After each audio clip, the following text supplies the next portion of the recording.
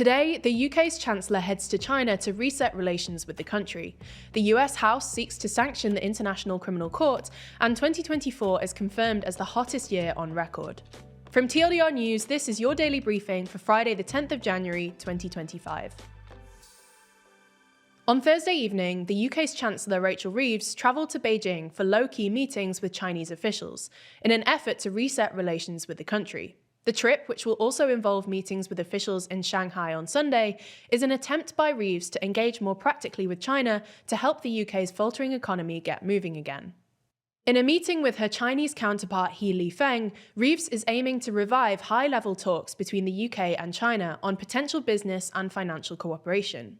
To this end, Reeves is accompanied by a delegation of 10 business executives, including the chair of HSBC, Mark Tucker, the head of the Bank of England, Andrew Bailey, and the chief executive of the Financial Conduct Authority, Nikhil Rathi. Some proposals drawn up by UK officials for closer cooperation include a bilateral dialogue on capital markets and closer cooperation on financial regulation. However, the UK's two biggest opposition parties, the Conservatives and the Liberal Democrats, have criticised Reeves for going ahead with the trip instead of staying in the UK to address its imminent economic woes. This week, government borrowing costs reached their highest level in 16 years, and the pound fell to its lowest level in over a year. Reeves's trip also risks upsetting the incoming Trump administration in the US. Trump has threatened to impose 60% import tariffs on Chinese goods. China, meanwhile, has been attempting to smooth relations with US allies in the Asia-Pacific, including Japan, India, and Australia, as it prepares for a potential trade war with the US under Trump. There's more on the way, but remember to subscribe and ring the bell for more daily briefing next week. Plus, if you want to support the channel like Jordan Kay, then consider joining the TLDR Daily Membership Program for just $1.99.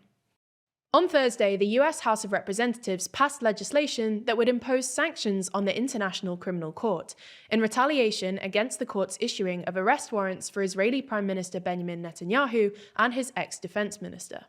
The bill instructs the president to freeze property assets and deny visas to any foreigners who materially or financially contributed to the court's efforts to investigate, arrest, or prosecute a protected person, which is defined as all current and former government and military officials of the US and its allies that are not members of the court, like Israel. The Republican-controlled House passed the legislation, called the Illegitimate Court Counteraction Act, in one of the first votes since the new Congress was seated last week. It passed 243 to 140, with 45 Democrats joining Republicans in voting for the bill, and no Republicans voting against. A previous attempt at passing similar legislation failed last year, as the then Democratic-controlled Senate did not take it up. But now the Senate is controlled by Republicans, it will likely have an easier passage through Congress before ultimately ending up on the desk of incoming President Donald Trump. The author of the bill, Texan Republican Representative Chip Roy, said it was critically important, not just for our friendship with our ally Israel, but for our own national security and the protection of our men and women in uniform, warning that US service members could be targeted for their conduct in foreign conflicts. For context, the International Criminal Court issued an arrest warrant for Netanyahu and his ex-defense minister last year, accusing them of the war crime of starvation as a method of warfare and the crimes against humanity of murder, persecution, and other inhumane acts, and intentionally directing an attack against the civilian population, all in relation to Israel's war in Gaza. The European Union's Copernicus Climate Change Service, or C3S, has confirmed that 2024 was the hottest year on record, a second record-breaking year, following on from 2023. Last year was also the first calendar year that breached 1.5 degrees C of warming, with average surface temperatures 1.6 degrees C above pre-industrial levels, after greenhouse gas emissions hit a new high.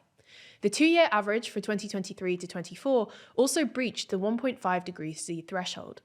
C3S said that, whilst this does not mean we have breached the limit set by the Paris Agreement, this refers to temperature anomalies averaged over at least 20 years, it underscores that global temperatures are rising beyond what modern humans have ever experienced. According to the organisation, human-induced climate change remains the primary driver of extreme air and sea surface temperatures, while other factors, such as the naturally occurring El Niño phenomenon, which ended last June, also contributed to last year's high temperatures. C3S's deputy director said, "We know from our understanding of the climate system that the warmer the atmosphere is, the more likely we are to have these hazardous extreme weather events, and that's what really impacts people and ecosystems." US President-elect Donald Trump announced last night that preparations for a meeting with Russian leader Vladimir Putin are underway. Speaking during a press conference at his Mar-a-Lago resort, Trump expressed that Putin has shown interest in meeting to address ongoing conflicts, particularly the war in Ukraine, which Trump described as a bloody mess. Trump emphasized the need to resolve the situation, though he did not provide a specific timeline for the meeting, suggesting it might occur after his inauguration on January the 20th. Kremlin spokesperson Dmitry Peskov acknowledged Trump's desire to meet, stating that Putin would welcome such an opportunity, but noted that no formal requests for contact have yet been made. Peskov indicated that the political willingness to engage at the highest level would be welcomed by Russia, following Trump's inauguration. On the one hand, Trump's return to power has raised hopes for a diplomatic resolution to the war in Ukraine. On the other, however, it's also led to concerns in Kyiv, and among Ukraine's European allies, that a potential peace deal may not favour Ukrainian interests. In fact, in the past, Trump has said that Ukraine should have made concessions to Putin before Russia invaded in 2022, and Trump has also criticised US support for Ukraine. This is in part because Trump is a self-declared isolationist, but it's also because such comments play well with his base. As of December 2023, according to the Pew Research Center, 48% of Republicans believed the US was providing too much support to Ukraine, and this figure has almost definitely grown since then. During his election campaign last year, Trump played up to this base and claimed he could end the war in Ukraine in 24 hours. On Tuesday, however, Trump said that a 6-month timeline was more realistic for ending the conflict.